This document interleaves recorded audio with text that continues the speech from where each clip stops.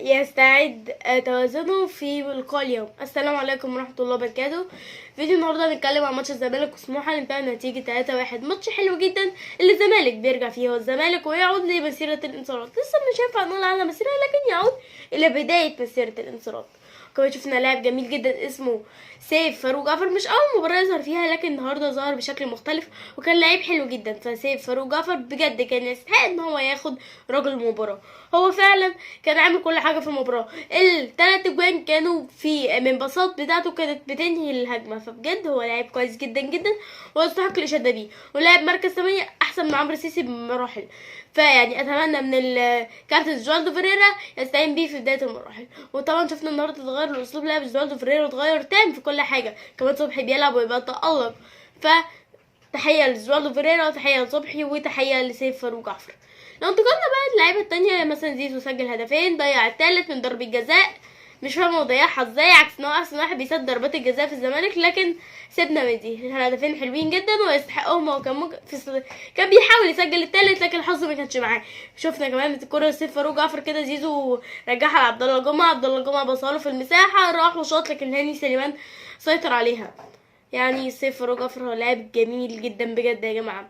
لو رحنا بقى لعب شيكابالا اللي كان النهارده نجم المباراه، الساطع في الملعب، بتحس ان الملعب كان منور كده لما شفناه في بدايه الماتش. طبعا هو جاب هدف حلو جدا وكمان صنع هدف من الاثنين. هو كمان كان ليه يعني كذا باص في الاهداف دي. في شيكابالا هو لاعب كبير جدا ومهم للزمالك، والصراحه اول مره اشوف شيكابالا من ساعه الموسم ده لما ينزل الشوط الاول ويعمل فرق، فدي حاجه جديده ويعني مبروك لعودته عامه كمستوى، كمان عودته من الاصابه. ده خط الهجوم. اما خط الدفاع اللي شفنا تألق لحسام عبد المجيد النهارده ومحمد طارق، يعني الاثنين عملوا مباراه حلوه جدا جدا ويستحق الاشاده بيهم. اما خط النص كان عندي تعليق بسيط على دونجا كان كل شويه يقع والحكم قدامه، فهو الحكم ما بيحسبلوش حاجه. يعني بطل حته القوه دي. هو الجزيري المهاري فيها قوي، الجزيري كمان ممكن يبقاش سجل النهارده لكن كان فيه ليه تحركات حلوه جدا. فده بالنسبه للعيبه الزمالك واللعيبه التكتيكيه اللي ظهرت في بدايه المباراه. طبعا اللعيبه اللي نزلت ما شفتش ان في لعيبه ظهرت قوي عشان هي ما خدتش اكتر من ربع ساعه عشان تلعب، فاحنا ما لحقناش نشوفها. اعتقدنا نادي سموحه اللي سجل هدف الصباحي حلو جدا، اللي هو كل المدافعين عبد الغني وعبد الله جمعه راحوا على بواتينج وهو الصفرة بالكرة وجابها جون بعد ما حسام حسن شاطها ومحمد صبحي يعني عملها بايده كده تقريبا وراحت طايره وراح هو مسجلها. بواتينج برضو كان عامل خطر كبير جدا واللعيبه قدرت تسيطر عليه في ارض الملعب. حسين فيصل واكيد مش هننسى حسام حسن اللي هو احد هدافين النادي سموحه بهدفين مع بواتينج وحسين فيصل ولاعيبه اخرى.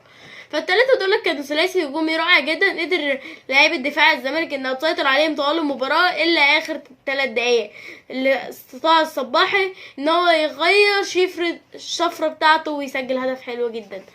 اما بقى يعني عندك لعيبه كتير قوي النهارده تألقت، لكن احنا اكتفينا باللعيبه دي. اكيد في لعيبه في المسابقات تألقت، لكن انا شفت ان دولت هم اللي كانوا مميزين لان هم دولت اللي بينهم الهجمه، لكن برضو كان في بعض من الغلطات في انهاء الهجمه، لكن يعني معلش على اللي حصل.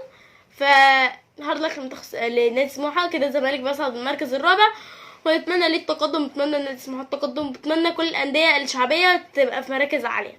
بس كده بكم فيديو جاي. مبروك لنادي الزمالك العوده الى نقطه بدايه مسيره الانتصارات. بس كده بكم فيديو جاي.